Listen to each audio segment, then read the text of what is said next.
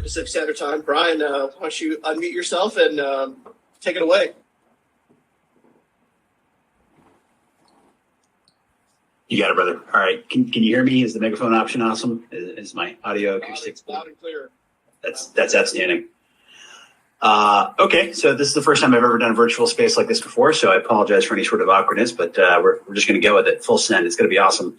Hello, everyone. Thank you for the opportunity to come and speak today. Appreciate that. My name is Brian, Marine veteran, served about 10 years, did a number of different things. I think I'm primarily here to talk to you. I believe that the title that we came up with was Misinformation in the Age of Social Media. I'll do my best to have a conversation in those regards. Basic topics I want to cover today. Basic tenets of propaganda. We'll move into information diffusion and the science behind that. And then we'll move specifically into social media and how the Instagram and the Twitter algorithms work in order to provide a basis and structure for y'all's coding efforts. So you can create something that will hopefully help out in this particular crisis. So I'm gonna jump up to one. So say that one more time. We had a hot mic. I put them on mute. Sorry about that. Nope, no worries. We're good. At any point in time, please feel free to interrupt me, ask questions. I'm hoping this is going to be somewhat interactive, so it's not just my giant bald head up here talking the entire time. In regards to resources, I'll probably cover down on this again, but for future information for anybody who's curious about these sort of topics, I got a couple books that are worthwhile. Robert Cialdini wrote a book called Persuasion, very solid. This was Hillary Clinton's campaign advisor in 2016. He's famous for helping her make up some ground against Donald Trump. It has some very interesting influence methodologies and seriously boosted some of the effects of her campaign. Persuasion is basically the idea of priming somebody to be more receptive to an idea by doing a series of actions beforehand. Scott Adams, the guy who wrote the Dilbert comics, if you're familiar with that, wrote a book called Win Bigly, which is a pretty in-depth expose on the 2016 campaign, talking why Donald Trump had won, why Hillary Clinton, who was supposed to be the clear favorite, lost, some of the tenets in regards to the ways that they ran their campaigns, pros and cons of each side of the argument. I believe it's very fair, very academic and devoid of emotion, so worthwhile. Alex, what's that mean?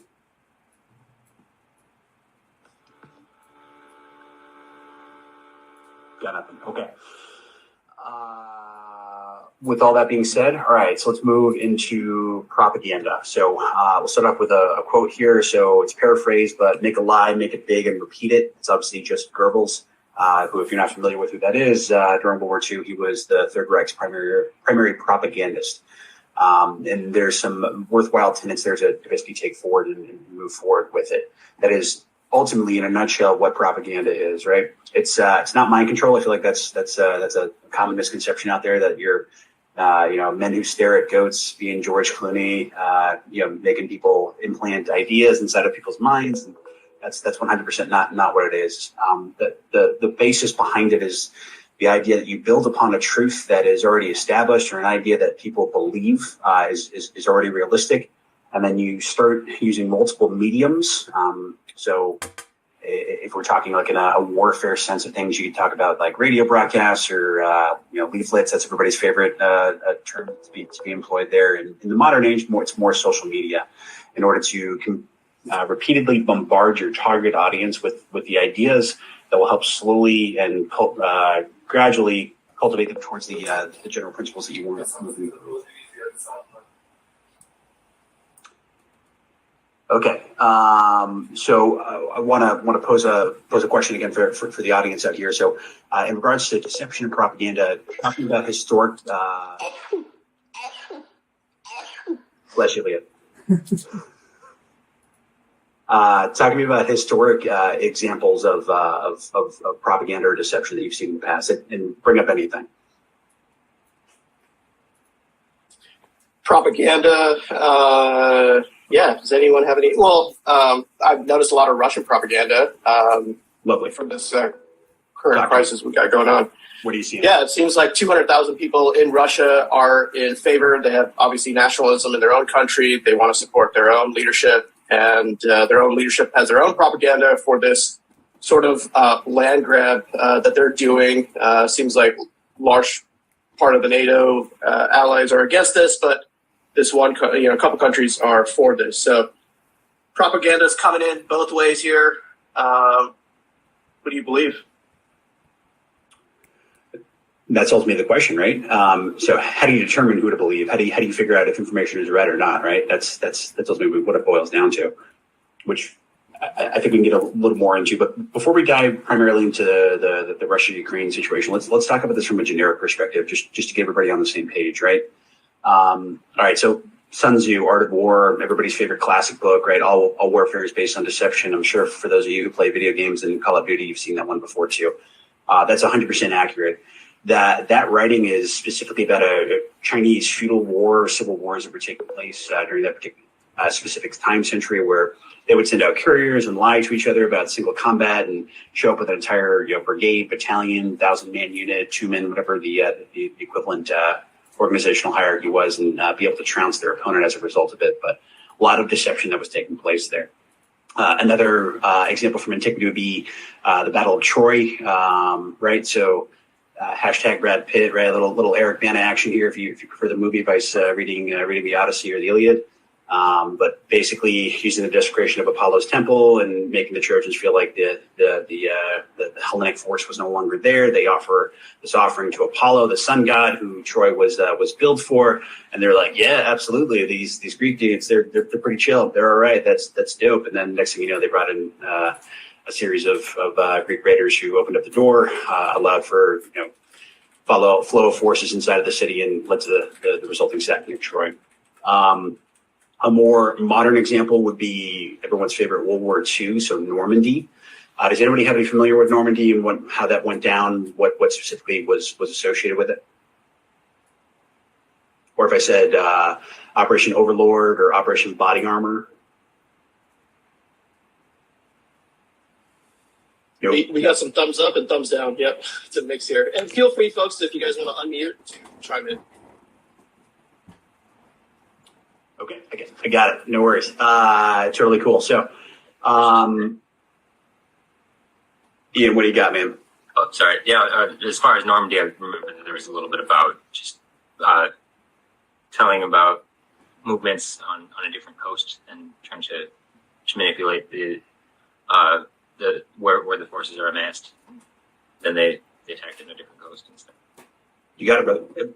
Absolutely correct, right? So let's expound upon that. And the only reason I'm bringing these up, right, I'm trying to go from big concept of misinformation and how that works, driving it down into specifics with like Twitter and social media. And I feel like this will give you a broader understanding. So there's more depth in your minds, so you have a better understanding of how to put this into some sort of code format, right? So, all right, Operation Overlord, Operation Body Armor. Overlord was the invasion of Normandy that happened June 6, 1944. Body Armor was the associated deception with that. So this was huge. This was gigantic, right? We've never seen anything like it. There were two primary invasion points that could have taken place, right? So we have Pas-de-Calais, and then we have Normandy, right? So both are in the northern portions of France. Pas-de-Calais was actually the less good option because of various tidal reasons. So the Allies were not going to be able to go there. Normandy was the better option. Hitler therefore reinforced Normandy. What the Allies did in order to basically make him think that they were going to go to Pas-de-Calais instead, they used a number of different items. So they created, you probably remember the inflatable tanks, right? So whenever German aerial reconnaissance assets would fly overhead, they'd see these tanks that are on the ground, and they think that they're massing this invasion force. So that's confusing them about the date that the invasion is going to take place. They started having fake battalions with radio signatures. So they have a number of people running radio calls. The German intelligence units would intercept these radio calls, thinking that they've discovered a treasure trove, and one, miscounting the size and scope of the Allied invasion force, and two, thinking that they had good information about what was going to take place at Pas-de-Calais. Historically, Patton actually walked a German officer, POW, around some of his forces in his headquarters in England. Basically, let slip that he was looking forward to being in Normandy or in Pas-de-Calais in the northern portions of France in that specific area. This officer was then released. The way he did it, the way he dispelled this information was such that the German officer thought he was nonchalantly letting things go. He inadvertently meant to do that, right? So this guy thinks he's got the great information, right? He's figured it out. He's sleuthed it out, partner, right? Goes back to German high command and is like, "Yep, they're going to Pas de Calais, 100%. Like this is what's going to happen out here." So you have all these different factors that are taking place that are lining up to basically build on the idea that Hitler was already somewhat concerned about that Pas de Calais was going to be the move, right? Such that when the Allies actually landed in June 6th in 44 in Normandy, and they had actual visual confirmation from their scouts that this was taking place, Hitler prevented a reinforcement that Rommel wanted to push tanks to Normandy that would have likely pushed them back. Because he was so concerned that was a feint, that element wasn't real. This is all, Normandy was actually the feint. Normandy was actually the deception that took place there.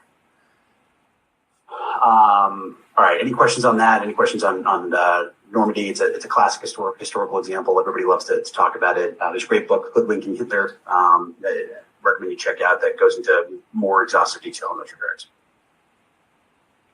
Okay. All the thumbs up and hearts. Good. Okay. So basically what we do with the propaganda, and we're kind of closing up this conversation, we're looking for a preconceived opinion. We develop MOPs and MOEs, so measures of performance, measures of effectiveness. We realize it's going to be a gradual process. We build on that truth, and we figure out a target audience assessment. How are they receiving information, right? So if it's a population that consumes information primarily via read paper, it's probably worthwhile to push that information via read paper. If it's a news broadcast or a radio, those are the preferred mediums. And this is where it's involved to have some sort of good social studies, if you will, on what the target population is going to be like, what they're most receptive to. We talked about Troy, we talked about Normandy. Desert Storm's another classic example of that.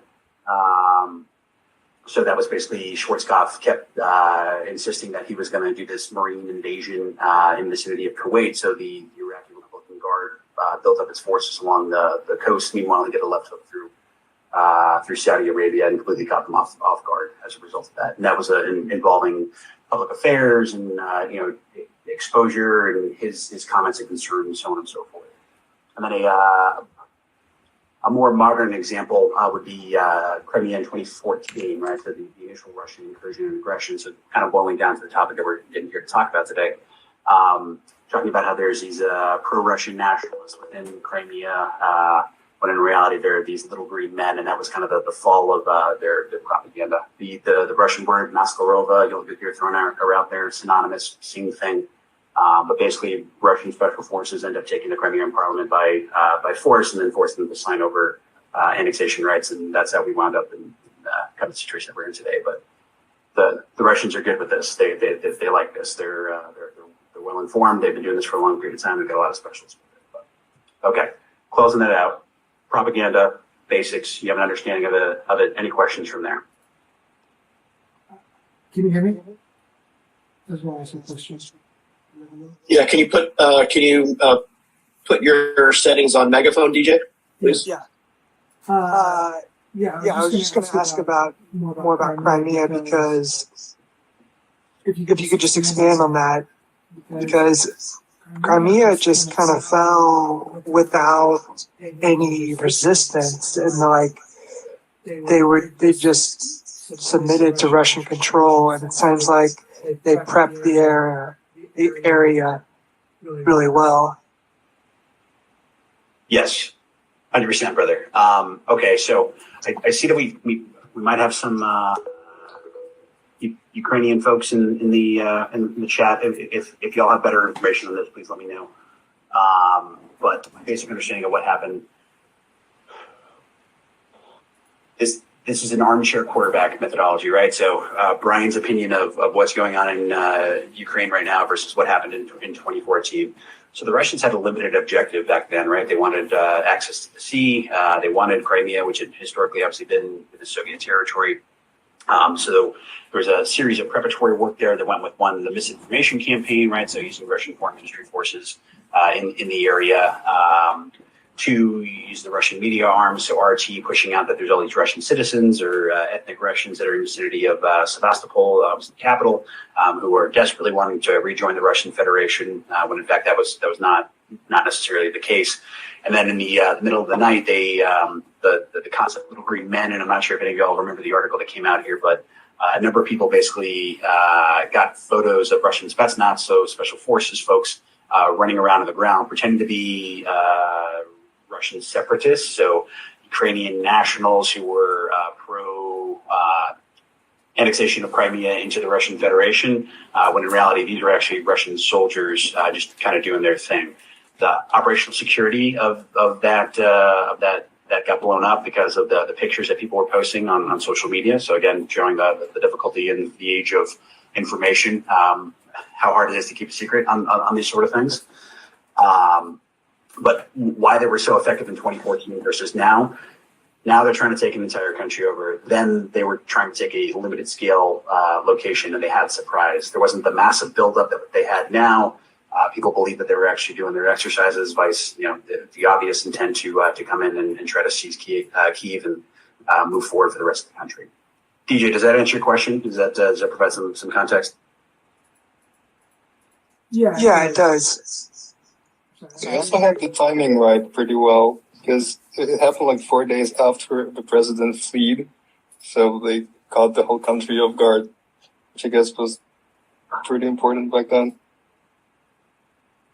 Dark Program, am I saying that right? Is that? Yeah. Hi, Brian. Gotcha, brother. What was that? Can you say that one more time and put your megaphone on? I'm sorry, bud.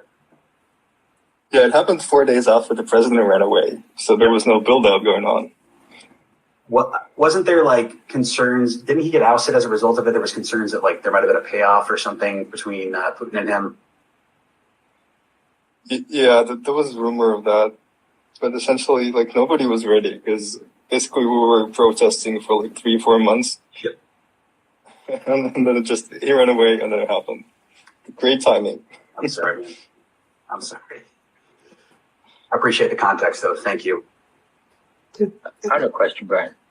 Actually, probably a couple, but like, how do you navigate decentralized propaganda narratives? So, like, right now, multiple topics are being exploited. I think about there's a New York Times magazine article called "The Agency," and they were talking about the troll farms. And so, like, some of the topics they would probe were like, there was a fake chemical plant explosion somewhere in Louisiana, and so it was just like internet gossip, basically. But then also other incidents that, like, just exploiting racial tensions or other things going on.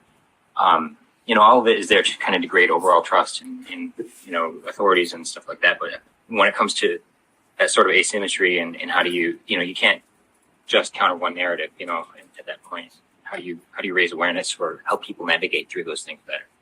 Brother, that's $1 million question, right? So let's start with some definitions here. Misinformation versus disinformation, and that was actually a phenomenal setup for my next topic about information diffusion and how information propagates itself throughout a social body and a construct. But all right, so misinformation is exactly what you're talking about, where it's just emphasizing either erroneous or false things in order to muddle up what the true situation that should be pushed out there. So if you wanted to take this into a networking attack or like a cyber intrusion methodology, this would be equivalent to a DDoS, right? You're eating up bandwidth. People then become numb as a result of it because it's like, this thing blew up or these people died and it's erroneous, and therefore they're paying less attention to the actual news that's going out there. By disinformation, that's an actual objective-oriented propaganda effort. So you are specifically showing either true or made-up stories, tags, tweets, memes, whatever you want, right, in order to actually cultivate that message, that narrative, to curate the target population towards a certain goal and objective, right? So you're asking about how do we stop multiple narratives in multiple different directions? It's tough. It's very tough, right? Especially when you're talking about the mass quantities. I mean, just think about like the trolls on the internet that exist out there. Just people that are just pardon the promise, but shit posting in the comments, if you will, on various celebrities, on various different situations like that. That's a form of misinformation, right? They're just putting stuff out there in order to cause a cause a cause a ruckus, and that is simply a number of unintentional people that are just doing it for their pure entertainment, or maybe they some self-esteem issues that are going on there. Whatever the motivations associated with it. Facebook, Twitter, and Instagram, and all the various big social media platforms have a hard time dealing with that, right? So now you start talking about how do we deal with objective, oriented, dedicated information campaigns. That becomes much more difficult. But I will try to give you the tools to start hacking away at it. And what's the saying? A journey of 1,000 miles starts with the first step. So that's where we go forward. Ian, does that answer your question? Does that provide some context for it? Yeah, I guess I think of like gaslighting, right? Like where maybe there's a network of other people who are kind of being henchmen for the person who's kind of the primary abuser. So, like how do you just call out the behavior itself, maybe, or something? Is there a compass for it? And I guess that's what you're going to go into. Yep. Cool. Okay. So let's start with information diffusion, right? Has anybody heard this term before? There's a number of different psychological studies that are associated with it, and talking about how information moves throughout a population. If you have, awesome. If you haven't, I'll try to provide a condensed context of it, right? So let me pose this question for the group. How do you determine if something is true? When you read it in the news, when you see it on Facebook, when you look at Instagram, what are the factors and traits that you're attributing to it that'll determine that this is actually correct and this is not correct? The language gives it out. Good. Sometimes. Perfect. What do you mean by the language? It's emotional content that appeals to something that doesn't describe the fact itself, but just the reaction to the fact. Good. Okay. So dispassion versus impassioned language, right? So you're talking about the difference between an academic article versus an expose or an editorial, if you will. Is that a fair assessment? Yeah, I guess it focuses on the opinion about Perfect. what happened. Yes, opinion vice facts. That's good. Okay. What else?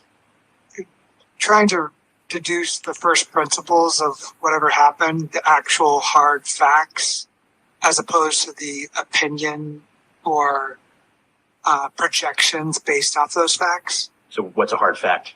I'm gonna put you in the hot seat. Like dates or specific people involved, or I guess you would say specific actions that occurred, as opposed to trying to relay intent or motivation behind the specific occurrences of whatever happened. How would you? Okay, so you, us as academic individuals, us as all intelligent folks, to DJ's point, talking about this, authenticity of facts vice opinions, some of the language that's being put there that Dark Broker was talking about. How would you determine if those were correct? Tell me your academic methodology here. You're going to go after.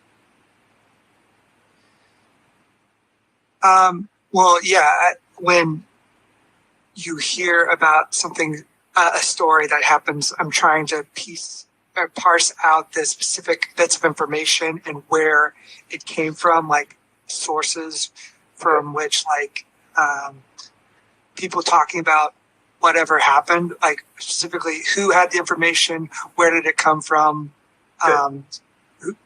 Try to deduce where, from first principles, what actually happened, and then separate what is the author or person relaying the information trying to say in response to those facts. Perfect. So you're talking source verification. You're trying to find repeatability. You're determining credibility based on source verification, right? So if it's just Joe Schmo or some random person, right, with a Hello Kitty picture in their avatar, that's probably maybe not necessarily real, but a professional, LinkedIn-esque headshot or, credentials associated with it or a bio, maybe that's a little more truthful, or you're willing to believe that information. That's good. What about appearance? What are you looking for? Let's say you're going on online news and you're taking a look at some online news. What specifically about the website would you be looking for to determine if it was real or not? If it has an about us, or it's connected to social media accounts that are legit and have a network of followers that are real people, I'd just be looking for connections to the broader network that seem to be legit. Good. Excellent. Okay, so now you're trying to determine traceability, right? That's what you're saying. You're trying to. It's no longer. It's like a resume, right? If you're at a job interview and they call your references, if you show up and none of the references work because all the phone numbers are made up, you're probably not going to get hired, right? But if they call the references and they are real people and they provide, glowing reputation of your work, you probably are going to get hired. It's the same situation with the social media. In order of time to kind of go through here. Some of the ideas I have, right? So how do we as people, how do we as human beings determine if something's truthful? I've got appearance. Appearing to be professional, and that's the overall structure of the website itself. Links work. Color coordination is correct. It's not just some random scripting text. It's actually got GUIs and various graphical contexts and maybe some sort of video, HTML, or Java players like that going on. Authenticity of the source, so that's repeatability. It's an accredited source, right? It's not necessarily Wikipedia or something on like a subreddit that you're diving down to at 2 a.m. in the morning while eating Cheetos. It's a realistic academic source that has some sort of veracity associated with it. Repetition, so the fact that you can confirm that information from multiple different sources. But remember here, don't fall down this trap. What did Joseph Goebbels say about make the lie big, say it loud, say it over again, right? And using different mediums in order to confuse people. So perhaps this becomes a tactic to lull people into a false sense of security that they've found correct information because multiple different sources said it was real, when in reality it is simply just a repeat of the same lie. Jamil, what's up, man? Sorry, I was on hot mic. No worries, brother. Okay, and then language from Dark Roger. Yeah, absolutely correct. So now we're talking about the dispassioned. Ian, what's up? I was going to say potential funders, and then also accountability. That's a good one too. Okay. So you're talking about the direction you're getting into right now is less propaganda. It is actually the same, right? So news media calls it something different, right? So depending on what side of the aisle you're on, it depends on what type of news agency you're going to get your information from. So the term they use is slant, and slant is basically how the information is going to be positioned in order to be more breadth of information for the readers, if that makes any sense. It's the same basic concepts of everything you're talking about. And yes, the funding associated with that information is 100% realistic. Is that the point you were trying to make? Or I was also going to say accountability. Oh yeah. Like Okay. if it's just kind of one directional versus, this person can get fired kind of a thing. There may be a little more stakes involved. Dude, 100%. Absolutely. The final point I'm going to point out here, and maybe you've heard this term, maybe you haven't. If I said cognitive bias or confirmation bias, what does that mean? You hear what I want here? Oh, hell yeah. You killed it, man. Absolutely. Human beings are weird, right? Whether it's a combat action situation where you're doing auditory exclusion because you're directly focused on the threat and you're in the Cooper's color code. And for those of you that understand what that means, right? Like I am tunnel visioned in and I don't hear that I'm getting shot at over here type situation. Confirmation bias, that's what the mind does, right? We have a tendency that if we figure out something that we think is true, and we think it's true based on all the information that you talked about before, we start to exclude other information as not true. We don't necessarily know why we do it, and I've seen it happen to even the smartest people. So this is one of those situations where you're like, you're looking at the Facebook group, and it's a bunch of folks who have a certain opinion about something, right? And they read, CNN, and they're like, this is all garbage. Or they read Fox News, and they're like, this is all garbage, or this is 100% true, or vice versa. That's cognitive bias. That is a trap that is difficult to pull ourselves out of, and we have to always be cognizant of that particular effect. DJ, what's up, man? I was gonna Or feedback, brother. can you, Say that one more time.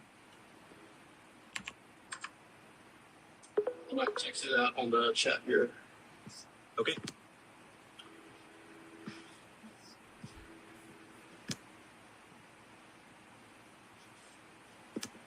A lot of my guys. Okay, good enough. Cool story. Okay, so we talked about all that. Now let's talk about information diffusion and some of the structure that's associated with it, right? So now we can create a model. So if we're talking about how an idea moves forward, we always start off with a champion, an idea champion. Now, in the age of social media, give me an example of what you think a champion is. Okay, I'll give you an example. Media influencers, Say that one more time. social media influencers. Oh, hell yeah. But let's take it a step beyond that. Give me a specific influencer. Give me the hottest of influencers. Hashtag the hotness. Joe Rogan. Joe Rogan. Cool. Classic example, brother. Awesome. Joe Rogan experience, 100%, man. The Kardashians with their various beauty products, right? Those are idea champions. Even the people who are like, we hate them or we love them or whatever it is. Rihanna, another classic example with her Fendi beauty products, right? Like, she creates a trend and suddenly millions of people are going to follow suit on the trend and buy the product and go forward with it. Those are idea champions. They're called idea champions because they've got tentacles and reach and broad influence throughout a multi-sphere of social society, right? So Joe Rogan, very far-reaching, right? Kardashians, incredibly far-reaching. Depending on what side of the political aisle you are, either like Young Turks or like Ben Shapiro, all these kind of like niche groups that are associated with it, they have kind of the broad reaching effect that's associated. So an idea champion is the first person that's going to propagate or originate an idea. You need a strong one in order to kind of have a good host body, if you will. If you're thinking about this like a virus, right? You have to have something that's going to allow mitosis to take place for that virus, that idea that you're trying to propagate, really take hold before it gets broad influence out, gets seen by the most number of people. Now, from an idea, you move from a champion into an early adopter. Now, this makes perfect sense exactly what it is. An early adopter is one of the first people that are going to get on it. These are the folks that have probably watched every episode of Keeping Up with the Kardashians. They've got Joe Rogan Experience saved on Spotify. They're going to listen to every new episode that's there. They're the people that they'll take it hook, line, and sinker, right? That's their game. Late adopters, this is like a concept. It'll take a couple of years for this information to reach them. And think about it, right? Like you view social circles as kind of like these clusters, if you will, with the champion right in the center, and then these hub and spokes that expand outwards. Early adopters, late adopters, right? It takes time, the delta T, right, of time for that information to kind of diffuse outwards. So late adopters would be the folks that, realize a video game is really, really cool 10 years after its release, and they end up buying it on PlayStation for like $9 versus the original $60. Late adopters are, trying to put another effective example here, right? Folks who have used a jitterbug or like an old school touch tone phone, one of those old Nokias that can't break, and finally they just got an iPhone 13 because the kids were pushing them towards it or something like that. That is a concept of late adopter. And then the final portion, that outer fringe of that social cluster of this information diffusion, is going to be your laggards. Now, laggards may or may not take the idea, but they're going to be the hardest people to reach.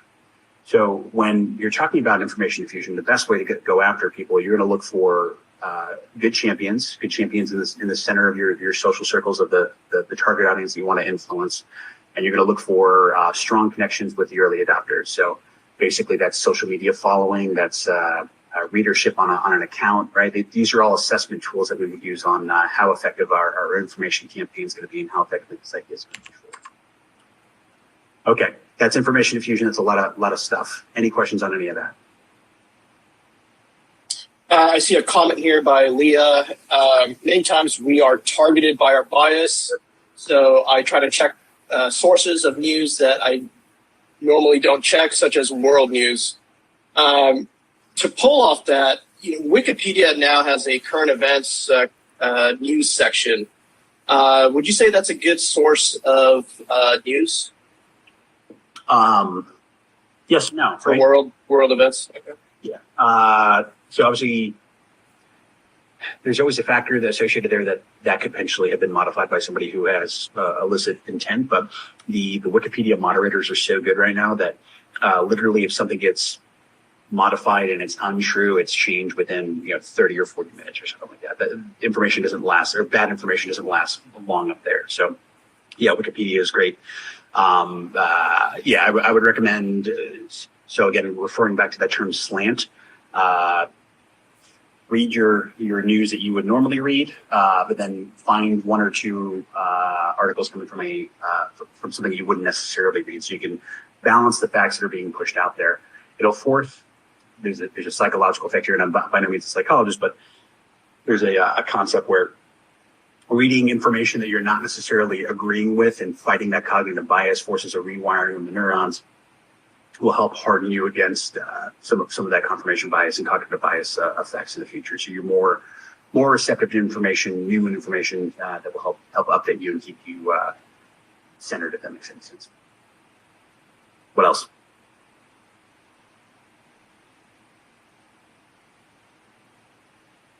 Joe, phenomenal audience, all the avatars, I love it. Okay, the bread and butter of why we're here, social media. So we talked about propaganda, what that is. We talked about information diffusion and the concepts associated with this social cluster and this move out. Now we're going to build upon that and talk about how social media works. So when we're talking here, we're talking primarily about Twitter, Instagram, Facebook, maybe YouTube, right? The primaries, majority under the umbrella fold of Meta/Facebook, whatever it's calling itself now. But that's what I mean there. So if I were to throw out how do you become Insta famous? Does anybody have any idea how you do that? Through content. Content, good. What type of content? Salacious content. Sensationalized. Oh, go ahead, DJ. What was that again? Say it one more time. But DJ was saying I was often sensationalized, but DJ's sensationalized, viral, good. What does viral content cause? What effect does it have in the social media realm? quick sharing. Quick sharing, good. Interactions, excellent. Increased followership, That too. good. I was going to say, makes people feel angry, scared, or ashamed. Creates a reaction emotionally, absolutely. But what does the emotional reaction cause? Arguments. Good. Yes. What do they do in arguments? Where do they go? They go to the comments section, right? Yes. And they start tagging their friends in there, being like, I can't believe they posted this BS, or I can't believe they did this, right? So the secret of going viral is basically the aspect that you want to increase your followership as big as possible. And hopefully I'm launching some people's Instagram career here, but increase your followership, and then it's interactions, and whether that's a like, that's a share, that's a repost, that's a comment. Any sort of situation that takes place there is worthwhile. So if you ever wonder why somebody's on the internet doing something completely and totally stupid, it's because they're doing something so stupid, so they force people to create a reaction to it. And that's basically how the algorithm works. So the more followers you have, the more interactions that take place as a result, the higher your content gets promoted, meaning that it has a higher viewership and then be pushed to people. So if you've ever seen like a sponsored ad, so like you're like, how did I get this content? Why am I seeing this situation, right? Like one, it's based on your user preference and profiles, but two, it's based on the virality of it and how highly it's been promoted. So more content, more creations, more potential reaches that are going to take place, more potential touch points for that information to go to. Okay, so now let's talk about artificially doing this. So if I said the term, they bought their followers, what's that? It's not genuine or bona fide. Yep. Okay. So fake accounts, right? So on Instagram, you'll often hear them referred to as bots. Okay. So these are accounts that have 0 actual followers, and they follow a bunch of other people. And their whole purpose in the world, they're run by a computer account. They're auto set up that anytime somebody posts something from one of the people that they're following, they immediately repost it. Now, let's take this into context of information diffusion that we were talking about before.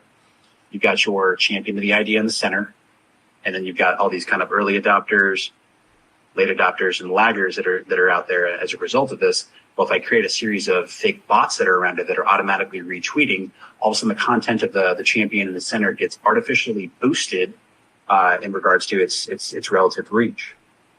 That is a basic concept of how social media can be used for kind of like a misinformation or a disinformation campaign, right? So we've got these botnets that are associated there that are a bunch of fake users and fake profiles. and they're simply retweeting information into what's called an echo chamber. So that's what this kind of hub and spoke thing, champion in the center, bots all around them. They're all retweeting to each other over and over and over again. Content gets artificially raised, and all of a sudden it's starting to appear in other groups that are associated out there. So with that concept in mind, now we're talking about the actual purpose of us being here. How do we counter that? How do we move forward with it? So I'm not super familiar, by no means a crazy coder. I'm primarily focused on Python and MATLAB for data science purposes. But in regards to ways and means that we're looking forward to go after Ian's earlier question of how do we counter the mass amount of information that's out there, whether it's misinformation, just trying to muddy the waters, or disinformation, specifically trying to orient a group away from a specific idea or get a target audience to believe a certain thing. This is kind of my approach. I would get familiar with using the social media APIs, publicly available information, so you can do large-scale scraping of some of the data that's out there. I would focus your code into a Boolean-based V, think of it like a vacuum, where you're shifting through things. So with this in mind, I would look at specifically Ukrainian-based or Russian-based information, or just any sort of information, regardless of source, that is, deemed to be misinformation or false in regards to the conflict that's currently ongoing, right? I would move this down through a various number of layers, right? So it's everything we talked about before in regards to appearance, authenticity of source, repetition, confirmability, language. That is how you would structure your Boolean logic in order to filter through whether this is actually like a verified information source, or this is probably BS that's being reposted and artificially increased in position. Once you identify some of the content that's being basically pushed out there that you confirmed is factually false, now you move into the actual mapping of the network. Now, Carnegie Mellon has some data science folks that are doing some pretty interesting work in regards to countering botnets and having an understanding of social media influence and the regard of various algorithms for social media. That's where the majority of my information goes to. I sat through a week-long class, and I'm giving you the 20-minute version of it right now. But the goal then becomes, now we have to identify what's a bot and what's a champion, right? So create a hierarchical archetype of this echo chamber and have an understanding of what's going on there. So what's a bot, right? The telltale characteristics, it's probably going to have a fake picture on it. Its username is going to be something to the effect of, Dimitri 1234 or something, right? Like it's not going to make any sense. It's going to look real stupid. It might be in Cyrillic, it might not be in Cyrillic, right? Depending on this current situation. But use your best judgment. There are probably better telltale indicators online about what a fake account would look like. But 0 actual followers, probably following like 500 other people, no actual posts of real content themselves, reposting everybody else's content. That's probably a boss. Create a hierarchical map, figure out who the centerpiece is and who's fake and who's real in those regards. Figure out who's connected to who. And then comes the final portion of it, actually combating the misinformation. Now, the admin sites and the admin administrators of the majority of these social media sites are real good at removing spam folks, and that's exactly what this would be. So you could report them, absolutely. The downside is that they probably just pop back up again in a different form, and basically you're playing whack-a-mole in those regards. So the other consideration here is trying to use the echo chamber against itself, and the idea of we talked about DDoS before, this misinformation campaign. Maybe you start causing a number of Doge memes to get thrown at the bot network or something like that to cause some conflagration in regards to what they're supposed to be reposting, what they're not supposed to be reposting. Basically, just causing some sort of disruption within the actual site itself. But all right, I said a lot of words. I've been talking for a long period of time. This is actually a very complex topic, and there's a number of PhDs who are way smarter than I am at this. But I did my best to try to give you a down and dirty on it. Any questions on what we're talking about, or what we're here to do, or how you're here to do things? Brian, you started with talking about Goebbels, like you quoted him, and what if Goebbels and his henchmen are pushing out these messages? Like, for example, in the Russian case, we have like a spokesman for the Ministry of Defense of Russia saying, "Hey, there are like American biolabs in Ukraine," and like, what do you do about that? There are no bots. It's just a guy who like works for the government and he's saying these things. Yeah. Okay. So you're talking. How do you make a foreign nation official spokesperson start telling the truth? That's tough. That's real tough. That would be awesome. Yeah. Do you remember in 2003 when the U.S. invaded Iraq and the Iraqi spokesperson was like, there are no Americans here. Like, it's good. Everything's great. Meanwhile, like, we're literally hitting Baghdad. That was like an obvious version of exactly what you're talking about and a much scaled down version. I totally understand where you're coming from here, where it's like, okay, but the only reason that guy is saying that information is to draw attention away or try to conflate the fact that, you know, there's been a extreme violation and invasion by a neighboring country taking advantage of another country. Yeah, stop muddying the water. Stop talking about a country that's, 8,000 miles away at this point in time. Like, let's focus on the issue at hand here. The only thing I could say is take the initiative. So there are. It's always bad, I feel like, when I'm like, there are some really good Instagram-based news media outlets out there, but occasionally there are, right? So Tesseron and Atlas News are on Instagram, and they've got some pretty phenomenal live imagery that's coming from folks on the ground in Ukraine. So they're able to effectively uplink via secure data protocols that's out there. So there's firsthand accounts of what's actually occurring on the ground. It's very accurate information. If you're talking about how do I counter Russian Foreign Minister X, right, from saying stupid things that take away from the actual aspect of it. If you want to go after him like yourself, use your own accounts, get your buddies together, start adding him and spamming him is basically the way I would go after it, and use factual information. So every time he posts something on the media, or every time he says something, you immediately retort and try to correct. Use the same policies that we talked about before in regards to social media following. In other words, get your content prioritized. That's the way to go after it. Does that answer your question? I feel like that's a tough one. It is a tough one because it has to be a full-time job. Like we've been like dealing with this stuff for like 8 years at least for this type of conflict. Oh, brother, yeah. Because this crisis has been going for a while now, and because there are a lot of people in our network that are just getting fed this information for years and years and years, and just pushing through the limit of what they can take in. And it's sure it's like a full-time thing that you need to do too. Let me ask you this then: Are you seeing so? Going on the Goebbels quote again, are you seeing a change in the population, or I'm assuming you're in Ukraine right now? Like, are you seeing a change in regards to it's been 8 years, all this misinformation is coming down? Is there any sort of effect on the targeted population in those regards from a Russian perspective? Or well, there's been a huge change in the past month. Oh, that's for sure. Yeah, but essentially Ukraine or Russia. Well, definitely pro Ukraine and Ukraine. Yeah. So I'm not literally in Ukraine though. Like I'm in Estonia, but my apologies. No worries. I have this in my title. Yeah. Yep. Okay. So that is the one thing I would say.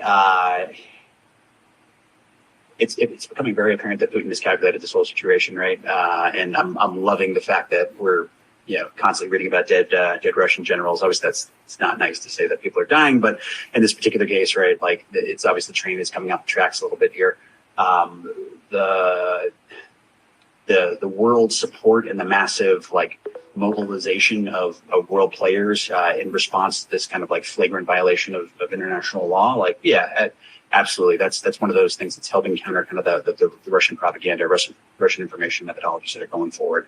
I'm glad to see that. I'm happy to see that the ground truth is still pro-Ukrainian. That's out there. That it's not the pro Putin, pro Russian Federation methodology that's happening. But it's a big problem set, right?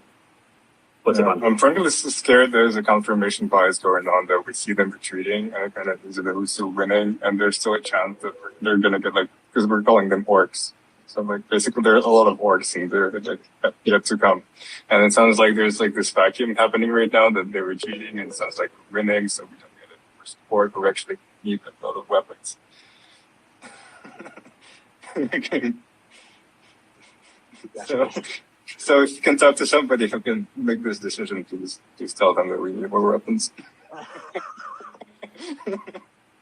I'm just a man, brother. Mad respect. Otherwise, What with the idea of confirmation bias and it's the salacious news that gets spread. It's not really the more centered stuff that's like decent. Like it's like bad news travels faster than good news. What could you speak to like the idea of like useful idiots where like Ukrainians want to make Russians look bad and Russians want to make the Ukrainians look bad? And that's a generalization, but like, politically, the left wants to make the right look as worse as they can, and the right wants to make the left look as bad as they can. So it's like the worst parts of any argument or any situation get accentuated. And like, so if you could speak to that. oh damn. Okay. So it's that Trotsky or Lenin that has the concept of useful idiots, or is that straight out of the Karl Marx playbook? Obviously, proletariat, bourgeoisie, early stages of communism, the idea that useful idiots are basically like the early adopters, and sometimes idea champions that helped propagate the concept of communism and eventually led to the 1917 revolution and overthrow of the Romanovs and bang bang, Anastasia running through the woods, so on and so forth, right? Just for full context of what he's talking about there. So DJ,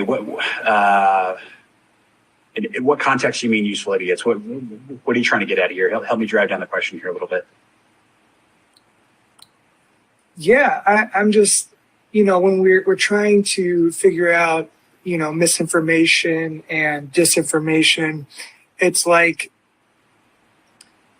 both sides of any argument have an incentive to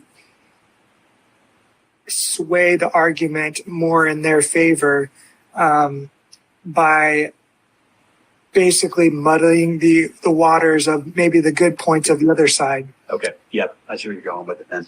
And it's like with the Ukrainian thing, with the Ukrainian situation, like, with monitoring social media, in the beginning, I was hearing stuff about like, oh, the Ukrainians are like doing really good. And there's this ghost pilot that's shooting down a bunch of tanks, but then it comes out later. Actually, there wasn't really a ghost pilot, but that was kind of like that was phenomenal propaganda, by the way. That was real great. Right. Loved it. Yeah. And then now I'm hearing, like from the Russian side, they're saying like, but when they went to attack Ukraine, they're like, Ukraine is full of Nazis and they're just terrible white supremacists over there. We just got to liberate them. And it's like both sides want to just push a narrative. Yep. Okay. So I got your question now. Thank you, brother, for providing more context there. All right. So here's the deal. When we're talking about influence operations, you've got your logical, like, so left brain versus right brain. You've got your logical versus your artistic side of the brain. People who are inherently logical will look for the telltale factors about information veracity, right? Whether or not it's true. But if we start playing on the ideas of emotion and introducing emotion into the situation, suddenly those type of ideas become less important. So like, pro-Ukrainian propaganda, for example, that goes to Kiev, that's a feel-good story, right? Like the underdog in this particular case is getting beat up by, mean old Vladimir riding shirtless on his bear. But there's this ace pilot, the equivalent of Maverick, who's flying around in this old 1980s era, Soviet technology jet that is just downing people like it's cool, right? Like that's dope, right? Like that's Iceman. That's some serious Top Gun stuff. Film the Need for Speed. People feel a certain way about it, and all of a sudden, it doesn't matter if it's true or not because it's an extreme of an emotion, and that's another key factor there, right? So. It's a feel-good story, and that immediately gets more likes and more worthwhileness. So it's the same equivalent of why do you watch videos of dogs? Yep. Why do you want to watch videos of like cute puppies dancing around? Because in the back of your brain, your medulla oblongata is receiving all the little signals, and the endorphins are firing back there, and all of a sudden you get this like kind of euphoric sense that's associated with basic human physiology that's associated with it. The same question I would ask you is, what type of headlines are going to be on any major news source? They're either going to be really good or they're going to be really, really bad, right? So what's the cool ones that we've seen recently?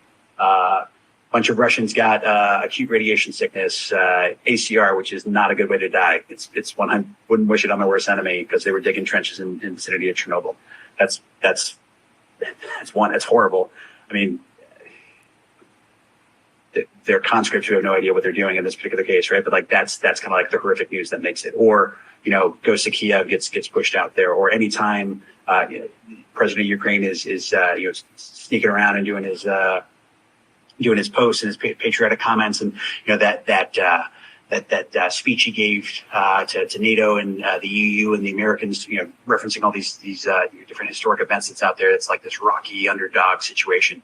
That's what sells. So anything that can cause an extreme emotional reaction has more influenceability. If that makes any sense. So in regards to useful idiots, same in basic concepts here, but what you're really saying is you're lessening mental inhibitions, by bypassing the logical side, going immediately into the emotional side. EJ, does that answer your question? It does, and I'm just trying to think about how, when we're trying to filter through this and build solutions to this. That is how you would shape your Boolean based logic gates. Then it would be associated with extremism of language, right? Like whether extremely euphoric or like in regards to your keyword search, like very, very good or very, very bad adjectives associated with it as you're stepping down through your actual filter. Is there a data set that you would recommend that studies this? So if you were to go onto any sort of Jupyter notebooks or I guarantee if you go on GitHub right now and you searched social media influence or social media marketing tactics, there would be 100% a data set associated with like how the algorithms work, how information is propagated. That would be worthwhile for you to be able to do some training and testing of your overall model. There's probably some stuff out there, probably some open source stuff are already pushed forward by some of your countrymen that would be worthwhile as well. Specific data sets that I have, no, not at this point in time, but I guarantee, like I said, you put a search into GitHub, you'll get something that's worthwhile to help you out there. Thank you. Yep. Sorry, I didn't have something ready made for you. My bad. No worries. There's going to be a lot of good data sets coming up, I guess. All right. So here's the thing too. If you take the week, right, like the things that are done here can be built upon, but if you want to take some time and get on some of the APIs that are out there, or Meltwater or all open source software packages that you can buy subscriptions to, or limited subscriptions that will provide you data sets that you're looking for. Meltwater is a program that's used by most marketing companies in order to do exactly what I've been talking to you about today in regards to veracity, virality, information diffusion. It provides you excellent graphics in regards to the word charts of what's trending, what's not, who the major players are, what the connections are going to look like in regards to clustering of individuals and their associated contacts. And then with the keywords that are coming back from that, I guarantee you could probably sharpen up your Boolean logic to have a more successful filtering effect.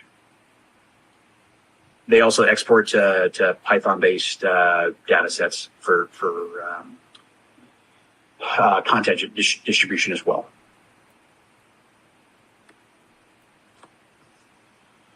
Nice. Brian, I was wondering if you could speak to. Oh, go ahead, Simon. Would you be able to speak a little bit to examples of, I guess, educating, as far as teaching the masses about how to navigate this?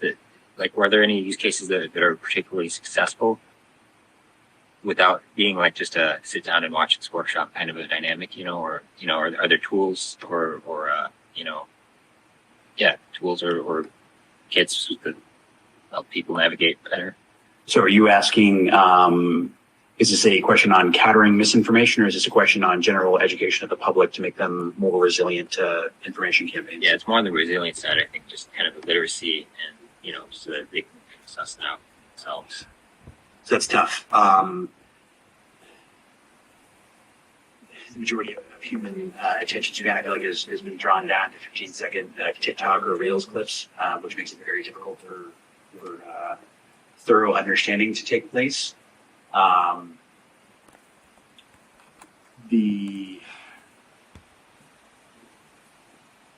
What I would recommend in those regards, so if you're countering, I would also recommend kind of spearheading this as a double-pronged methodology of how do you educate the masses. So for as much information, if you're like, are you trying to eliminate the bad information, you're finding the bad actors, you're either reporting or spamming in order to help kind of muddle the waters and prevent those efforts. But simultaneously, if you're talking about individual efforts that are out there, look at creating your own social media platforms. It could be anonymous, it could be associated with the Ukrainian effort, whatever you want, right? But it could be something associated with information resilience, or understanding marketing, or understanding the effects of warfare or propaganda, and start posting books. Whether it's a simple ad of like, hey, you should read something about Robert Cialdini because that guy knows more about influence than anyone else. Or talking about exactly what we said today in regards to how do I verify authenticity of the source that I'm reading to make sure it's real information. There are a number of studies. If you were to go on Google Scholar, you could probably link those studies publicly available to the site. So, and then it's from that point, start getting as many followers as you can to try to get the truth out there and help educate the masses a little bit. Other than that, like, it's tough. You're talking about billions of people here who are cognitively biased, like we talked about before. Brother, this is how bad it is, right? Like, I have experience with this. I am trained on this, right? I've got a master's degree in this sort of thing. And I still find myself at times like walking down paths where I'm like, I'm excluding that information. And then I have to mentally stop myself and be like, Ryan, shut up. Like, you're being dumb right now and you're falling into a trap. It's tough. That's not a great answer to your question, but that's the only methodology I could recommend for it. Okay. Do you have any favorite? Thanks, Brian. Oh, sorry. Yeah, I want to mention we want to be respectful of Brian's time here. I'll take one or two last questions here.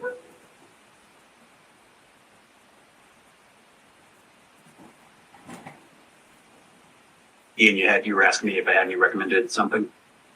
Like favorite success stories as far as countering. Favorite success stories.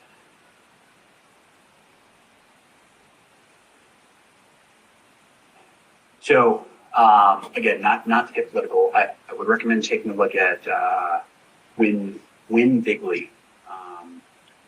So again, all right, so it's about the 2016 election. Obviously, that incites serious emotions regardless of whoever you voted for. That's not what I'm talking about here. I'm talking about the dynamics of the influence operations, aka the political campaigns that were run by both sides there.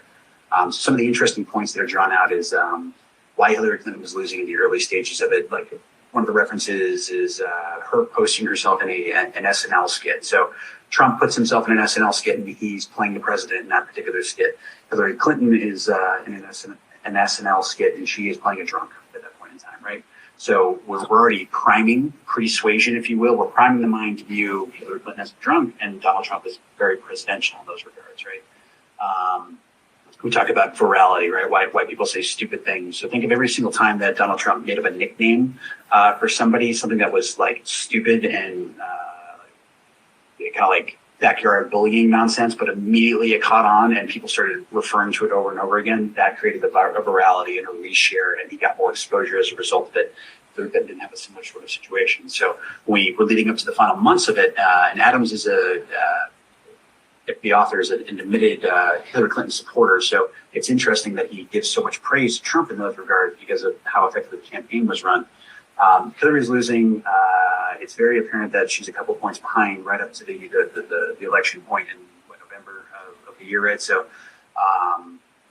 talks about how they bring Cialdini in and they start making subtle changes to the way that information was being passed out.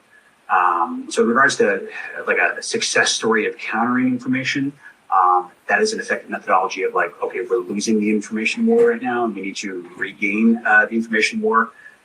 If you're looking at it from like a purely academic methodology, it shows very much how susceptible people, even educated people, are to those regards. But I think the 2016 election is a phenomenal example of how emotion, virality, the use of social media, authenticity of information, all kind of culminated into this perfect storm of a American election, if you will, right?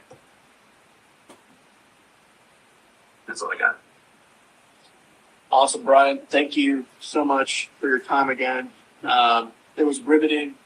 We definitely learned a lot. Lots of points to take away and pull inspiration into our projects here. Always a pleasure to connect with Mountain Marine. Continue to take that hill, breathe fire. Thanks again for your time, sir.